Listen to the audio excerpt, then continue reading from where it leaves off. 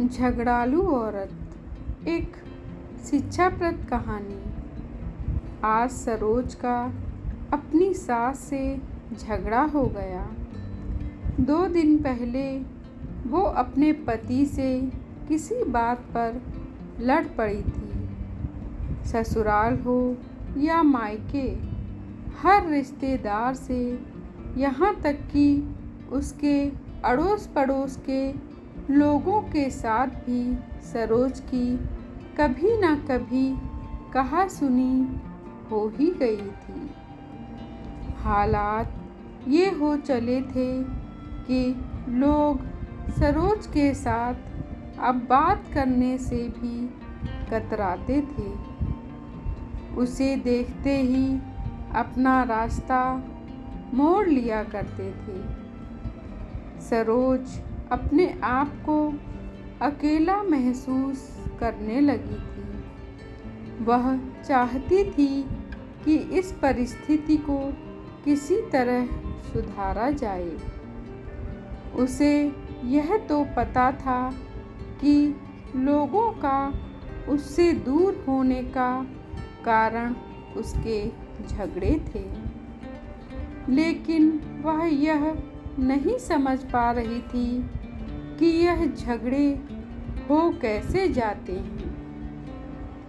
उसने इस सवाल का जवाब ढूंढने के लिए अपने कुछ बुजुर्गों से पूछा, कई किताबें पढ़ डालीं, इंटरनेट से मदद ली, लेकिन उसे कहीं पर भी संतुष्ट करने वाला जवाब नहीं मिला। एक दिन सरोज के दरवाजे पर एक फकीर भीख मांगने आया। सरोज उसे देने के लिए आटा लेकर आई। उसे लगा कि शायद उसके सवाल का जवाब यह बाबा उसे दे सकते हैं। इसलिए उसने उस फकीर बाबा से भी वह सवाल पूछ लिया। सरोज ने फकीर से पूछा, फकीर बाबा, क्या आप जानते हैं कि झगड़े होने का सबसे बड़ा कारण क्या है? फकीर ने सरोज की तरफ देखा और बोला, मैं यहाँ पर भिक्षा लेने आया हूँ और तुम हो कि मुझसे यह फालतू का सवाल कर रही हो। फकीर की बात सुनते ही सरोज को बहुत गुस्सा आया।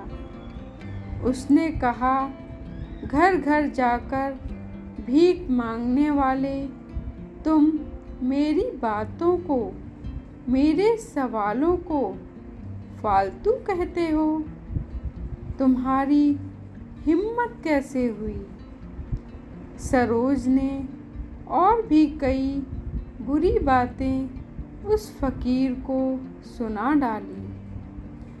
सरोज अभी गुस्से में ही बोल रही थी कि फकीर बीच में बोल पड़ा, झगड़ों के कई सारे कारण होते हैं, लेकिन ज़बान पर काबू ना होना यही झगड़े का सबसे बड़ा कारण है। फकीर की बात सुनकर सरोज गहरी सोच में पड़ गई। फकीर ने भिक्षा का आटा लिया और वहाँ से चला गया।